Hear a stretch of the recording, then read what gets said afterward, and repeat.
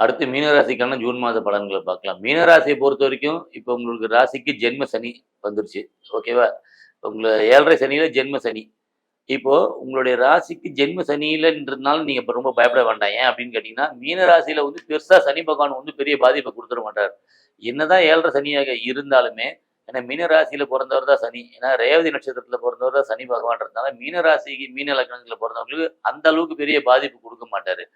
ஏன் அப்படின்னு கேட்டீங்கன்னா, அவருடைய நட்சத்திரம் அவர் பிறந்த நட்சத்திரமான ரேவதி அந்த ராசியில இருக்கிறது மட்டும் இல்லாம, அவருடைய உத்திரட்டாதி நட்சத்திரமும் அந்த ராசியில இருக்கிறதுனால, அந்த ராசியில சனி வரும்போது பலமடைவார். பலமடைஞ்சாலும் 7:30 சனியில பெரிய பாதிப்பு இருக்காது.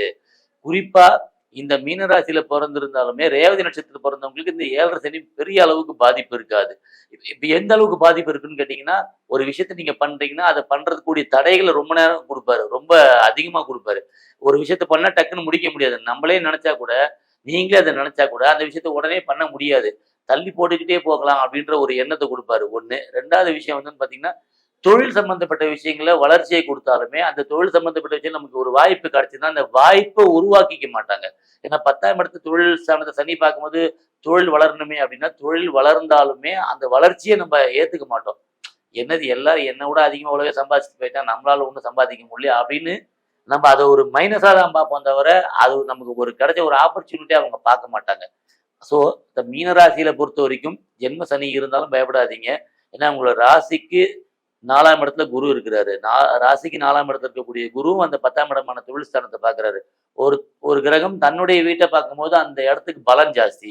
அப்ப தொழில் ஸ்தானத்த குரு பார்க்கும்போது சனியும் பார்க்கிறாரு அப்படின்னா, அவர் விரையாதிபதியா இருந்து பார்க்கிறாரு. இவரு தொழில் ஸ்தானாதிபதியா இருந்து குரு பார்க்கிறாரு.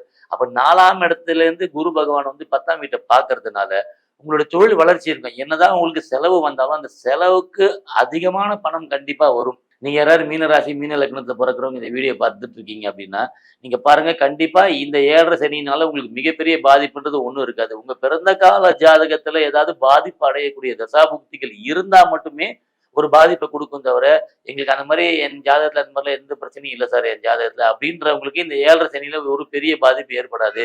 நீங்க தைரியமா இருக்கலாம். என்ன ஒண்ணு இந்த முயற்சி ஸ்தானத்த சனி பார்க்கறதுனால முயற்சியே பண்ண மாட்டோம். இந்த 7:30 சனி இருக்கிறது என்ன மைனஸ் என்னன்னு கேட்டீங்கன்னா, முயற்சி பண்ணாம இருந்துருவோம். அந்த முயற்சி பண்ணாம இருக்கிறது தான் மிகப்பெரிய ஒரு மைனஸா மாறுமே தவிர, நீங்க முயற்சி பண்ணக்கூடிய நபரா இருந்தீங்கன்னா, கண்டிப்பா இந்த 7:30 சனி பெரிய பிரச்சனை குடுக்க மாட்டாரு. 7:30 சனி பொறுத்தவரைக்கும் என்னன்னு கேட்டீங்கன்னா, சனிக்கு உழைச்சுக்கிட்டே இருக்கணுங்க. சனியோட 2டே விஷயம். 1 வேலை செஞ்சுக்கிட்டே இருக்கணும். வேலை இல்லன்னா சும்மா இருக்காது. தூங்கிரும். சனியோட வேலையே அதுதான். அப்போ நீங்க சும்மா இல்லாம உழைக்கிறதுக்கு முயற்சி பண்ணிட்டு இருந்தீங்கன்னா, கண்டிப்பா உங்களோட உழைப்புக்கு ஏற்ற ஊதியத்த கண்டிப்பா சனி பகவான் குடுக்காம போகவே மாட்டாரு. இந்த ராசியாதிபதி 4ல இருக்கிறாரு. கூட புதனுமே இருக்காரு இந்த மாதம்.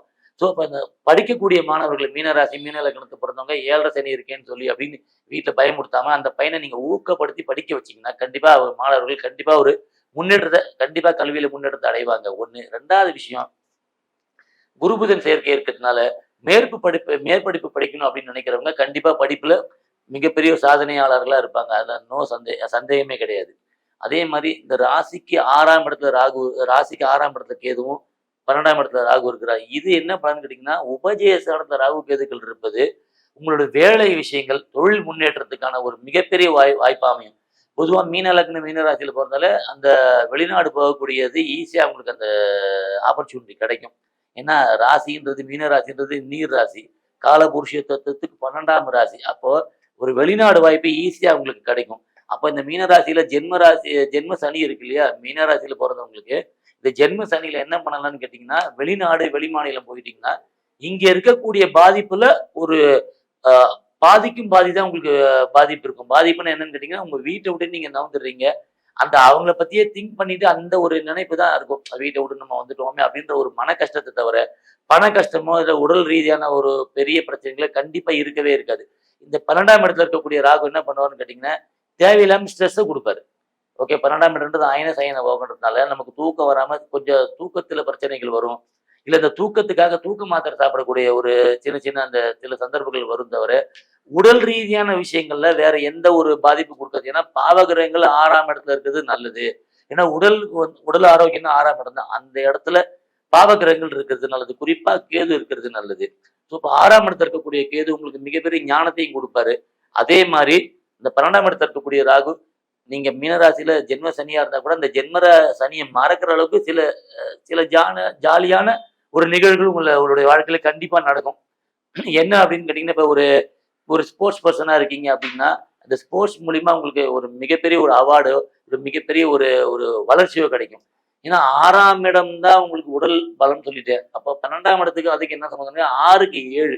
அப்ப அந்த 6ஆம் இடத்துல கேது இருக்கும்போது, நீங்க ஒரு ஸ்போர்ட்ஸ்லயோ இல்ல ஒரு ஒரு விளையாட்டு எந்த ஒரு விளையாட்டுல நீங்க ஒரு முயற்சி பண்ணாலும், கண்டிப்பா அதன் மூலியமா உங்களுக்கு ஒரு வெற்றி கிடைக்கும். ஆனா என்னன்னா, அந்த வெற்றிக்கு நீங்க அதிகமா செலவு பண்ண வேண்டியிருக்கும். ஒரு லஞ்சம் குடுத்து ஒரு உள்ள போற மாரி இருக்கும்.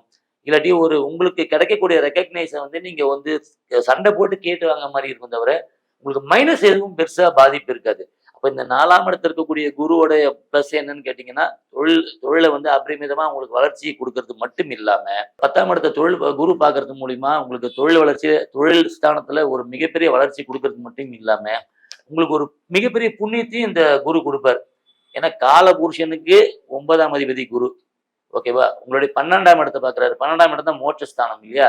அப்போ உங்களுக்கு மோட்சஸ்தானத்த குரு பார்க்கறதுனால உங்களுக்கு புண்ணிய காரியங்கள செய்ய வச்சு, நீங்க செய்யக்கூடிய செயல்கள ஒரு நற்செயலா மாத்துறது தான் குருவோட வேலை. அப்ப சனியோட பார்வையும், குருவோட பார்வையும் சேர்ந்து 10ஆம் வீட்ல இருக்கிறதுனால, நமக்கு முயற்சி பண்ணி பணம் சம்பாதிச்சாலும் அந்த பணம் வந்து விரயமாகும் தவிர, அந்த விரயமாகறதுனால அடுத்து பணம் வராம போகாது. கண்டிப்பா பணம் வந்துகிட்டே இருக்கும். ஒரு ஆங்கிள்ல ஒரு பக்கம் விரயமா இருக்கும். இந்த விரயத்த நீங்க எப்படி நீங்க சுப செலவா மாத்துறதுன்னா, ஒரு அன்னதானம் பண்ணுங்க. ஒரு குழந்தைகளுக்கு ஒரு படிப்புக்கு புக் வாங்கி குடுங்க. இல்ல ஒரு நோட் புக், பேனா உங்களால முடிஞ்சது அந்த மாரி ஏதாவது வாங்கி குடுங்க. இல்ல இயலாதவர்களுக்கு, ஒரு வயதானவர்களுக்கு, உடல் நலம் குன்றியவர்களுக்கு உங்களால முடிஞ்ச உதவிகள செய்யுங்க. வஸ்திர தானம் பண்ணுங்க. அன்னதானம் எவ்வளவுக்கு எவ்வளோ நீங்க பண்றீங்களோ, ஏன்னா சனி சந்திரன் மேல இருக்காரு. சனி பகவான் வந்து சந்திரன் மேல இருக்காரு. ஏன்னா மீன ராசியில உங்களுக்கு சந்திரன் இருக்கு இல்லையா? அது மேல சனி வந்திருக்காரு இல்லையா? சனிக்கு பேர் வந்து என்னன்னு கேட்டீங்கன்னா, அன்னதான பிரியர் சனி. ஓகேவா? தானம் பண்றவங்கள சனி பெருசா பாதிக்க மாட்டாரு. ஸோ சந்திரன், சனி அப்படின்றதுனால பொதுவா உங்க பிறந்த கால ஜாதகத்துல சனி, சந்திரன் சேர்க்கை இருக்கிறவங்க, சனி சந்திரன் பார்வை இருக்கிறவங்கள ஹோட்டல் தொழில் பண்ண முடியும். ஹோட்டல் பிசினஸ் பண்றவங்க, சின்ன ஒரு மெஸ் நடத்துறோம், இல்ல ஒரு சின்ன ஒரு சாப்பாடு சம்பந்தமான விஷயங்கள் எந்த பிசினஸ் பண்ணாலுமே, சனி சந்திரனுடைய ஆதரவோ, இல்ல சனி சந்திரன் சேர்க்கை இல்லாம உங்களுக்கு இந்த பிசினஸ நீங்க பண்ண முடியாது. அப்ப சனி சந்திரன் மேல இருக்கிறதுனால அன்னதானம் எந்த அளவுக்கு நீங்க குடுக்குறீங்களோ, இயலாதவர்களுக்கு, வயதானவர்களுக்கு, உடல் ஊனமுற்றவர்களுக்கு எந்த அளவுக்கு நீங்க அன்னதானம் உதவி பண்றீங்களோ, அந்த அளவுக்கு உங்களுக்கு 7.5 சனி பாதிப்புலேருந்து கண்டிப்பா உங்களுக்கு விலக முடியும். ஸோ மீனராசியை பொறுத்தவரைக்கும் 7.5 சனிக்கு பயப்படாம உங்களுக்கு அன்னதானத்திலயும் உங்களுடைய வேலைகளையும் நீங்க குறிக்கோள் கரெக்ட்டா இருந்தீங்கன்னா, இத பத்தி பயப்படாம இருந்தீங்கன்னா, தாராளமா உங்களுக்கு வெற்றி கண்டிப்பா உண்டு.